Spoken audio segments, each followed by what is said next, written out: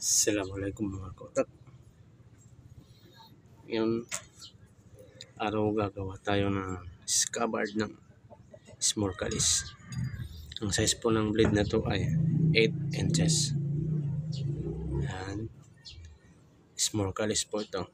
Mayroon pang mas maliit dito na ginagawa namin na 5 inches lang blade length. Meron na akong isang kabilaan na unang nagawa. Ito, scabbard niya. Ang gagawin na lang natin, iguguhit na lang natin ito sa kabilang kahoy para gagawa tayo ng pier niya.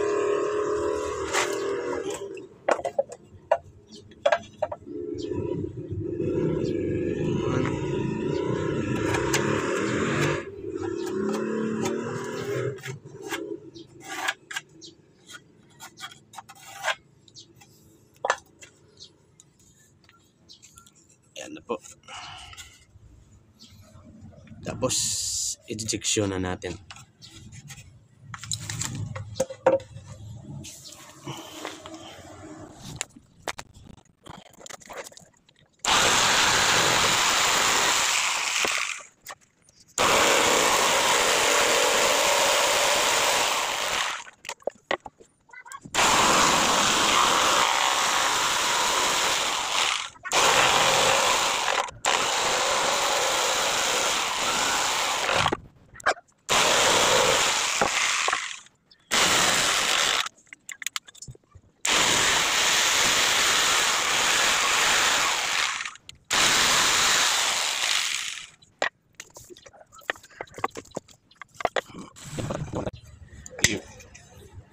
Ang gagawin na lang natin dito, ano muna isa.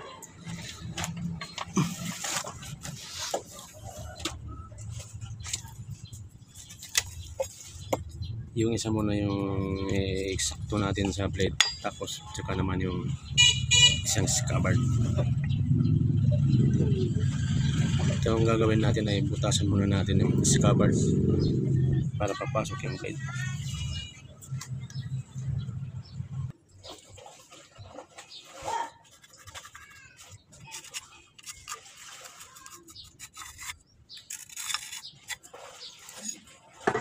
Yan po, naguhitan na natin.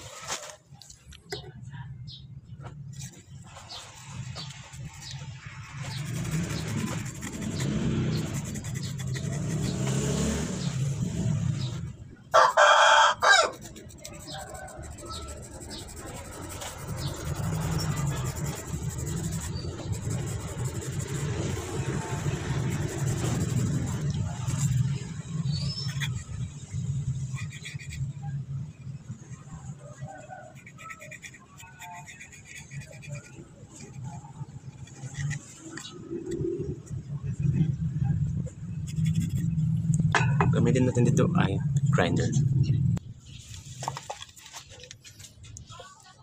Ayusin muna natin yung scabbard, pagka natin bubutasan yung loob ng scabbard po.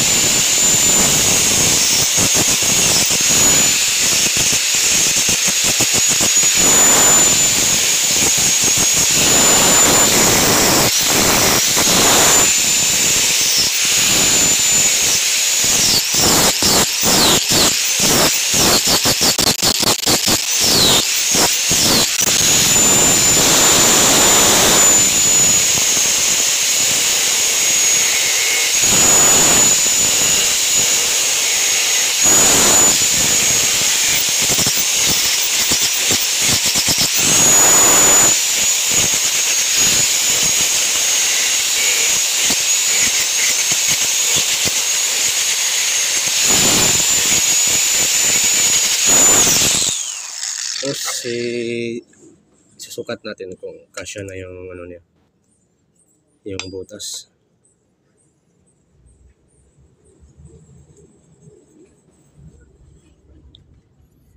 Ayan. Okay na siya. Tapos kabila naman ng gagawan natin ng butas para pag pair tayo, pag tapos na didikit natin na pareho, may epoxy, tapos patuyuin natin. Saka next step na lang pakikita ko sila ng video. Sige, salamat po. Tama lang mga kotak. Ngayon dito na tayo naman sa kabilang scabbard. Ang gagawin natin dito ay i-fire natin, sakto natin yung sukat ng parehong scabbard, kabila at saka sa kabila. Tapos siyempre huwag kalimutan yung pincer na gamit natin. Ngayon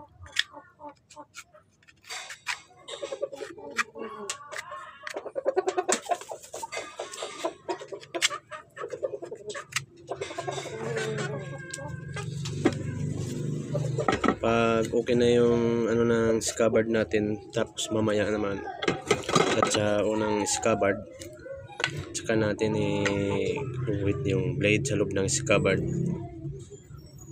susukatin natin. Tapos mamaya puputasan na natin tulad sa unang scabbard na ginawa natin. Pag fit na yung blade, saka natin i-epoxy yan.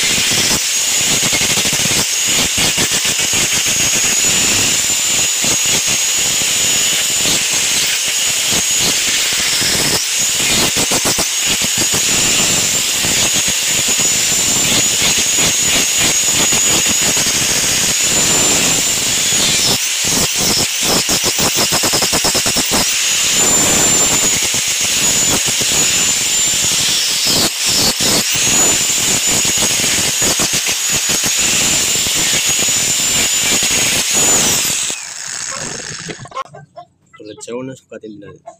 Gagawin din natin ulit ay susukatin natin yung blade sa butas ng scabbard kung sakto na siya.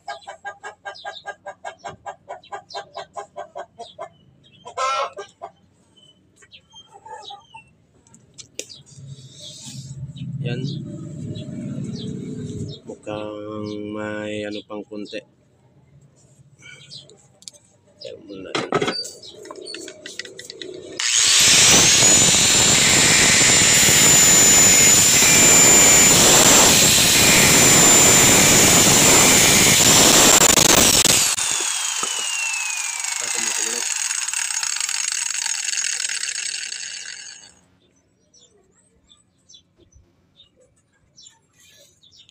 Okay na, tapos kunin natin yung fire, takip natin. Ito okay na po siya. Ang gagawin muna natin dito, huwag muna natin siya ng epoxy, galak muna natin ng rubber po. Hintay tayo ng mga 2 hours para mag-ano talaga yung kahoy niya, scabbard niya, na magpipit talaga siya sa loob. Mas maganda yung may konting kaluwagan kaysa masikip. Kasi minsan yung mga kahoy ko, nag-a-adjust siya.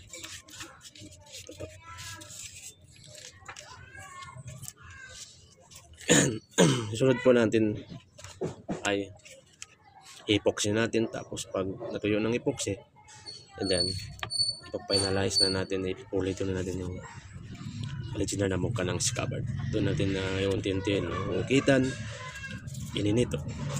Tapos susunod gagawin natin ay handle. Pag matapos ng scabbard, susunod natin yung handle, kung paano gawa ito ng handle ng Chris, hanggang sa finalize na natin yung itsura ng snorkelis natin. Pulido ng paggawa. Sige po, salamat po mga kautak. Hanggang susunod po, please po huwag na rin po kalimutan na i-like, share at subscribe. Maraming salamat po.